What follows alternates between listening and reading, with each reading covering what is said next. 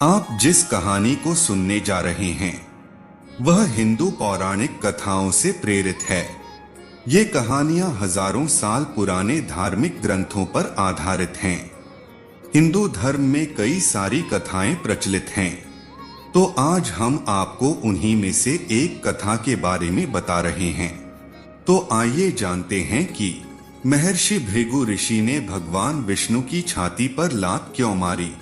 तो नमस्कार दोस्तों, आप देख रहे हैं DN जर्नी। चैनल पर पहली बार आए हैं तो चैनल को सब्सक्राइब करें और बेल आइकन दबाना बिल्कुल न भूलें। वीडियो अच्छी लगी तो वीडियो को लाइक करें, शेयर करें और कमेंट बॉक्स में जय श्री हरि लिखना बिल्कुल ना भूलें। तो चलिए कहानी के ओर चलते हैं। कहते हैं कि एक बार ऋषि भृगु और अन्य ऋषियों ने मिलकर सरस्वती नदी के निकट एक यज्ञ का आयोजन किया, जिसमें नारद मुनि भी शामिल थे। जब नारद जी ने ऋषियों से यह सवाल किया कि इस यज्ञ विशेष का फल किसे मिलेगा, इस पर ऋषियों ने जवाब दिया कि इस यज्ञ का फल उसे मिलेगा जो तीनों देवों में सर्वश्रेष्ठ है। फिर यह विवाद पैदा हुआ कि ब्रह्मा, विष्णु और महेश में सर्वश्रेष्ठ कौन है। काफी देर तक बातचीत करने के बाद भी इस विषय पर कोई निष्कर्ष निकलता नहीं दिखाई दे रहा था। निष्कर्ष पर पहुंचने के लिए उन्होंने एक समाधान निकाला कि वे त्रिदेवों की परीक्षा लेंगे। ऋषि मुनियों ने इस परीक्षा के कार्य के लिए महर्षि भृगु को नियुक्त किया। ऋषि भृगु का तीनों देवों के पास जाना तय हुआ। दोस्तों, आप लोगों को यह पता होना चाहिए कि महर्षि भृगु को ब्रह्मा जी का मानस पुत्र कहा जाता है। महर्षि भृगु की पत्नी का नाम ख्याति था, जो दक्ष की पुत्री थी। इनके बारे में कहा जाता है कि वे सावन और भाद्रपद के महीने में सूर्य के रथ पर सवार रहते हैं। ऋषि भृगु का तीनों देवों के पास जाना तय हुआ तो महर्षि भृगु ने सबसे पहले ब्रह्मा जी के पास जाते हैं। वे न तो उन्हें प्रणाम करते हैं और न ही उनकी स्तुति करते हैं। यह देख ब्रह्मा जी को महर्षि भृगु पर बहुत क्रोध आता है। उनका क्रोध इतना अधिक बढ़ जाता है कि मुख बिल्कुल लाल हो जाता है। आग जैसा ब्रह्मा जी का क्रोध अंगारों में बदल गया। कुछ क्षणों बाद उन्होंने अपना गुस्सा ठंडा करने का प्रयास किया, यह सोचकर कि आखिर भृगु हैं तो उनके पुत्र ही। इस प्रकार उनकी विवेक बुद्धि ने क्रोध को दबा लिया। इस प्रकार ब्रह्मा जी को क्रोधित होने के कारण ऋषि भृगु ने उन्हें श्राप दिया कि उन्हें कभी भी धरती पर नहीं पूजा जाएगा।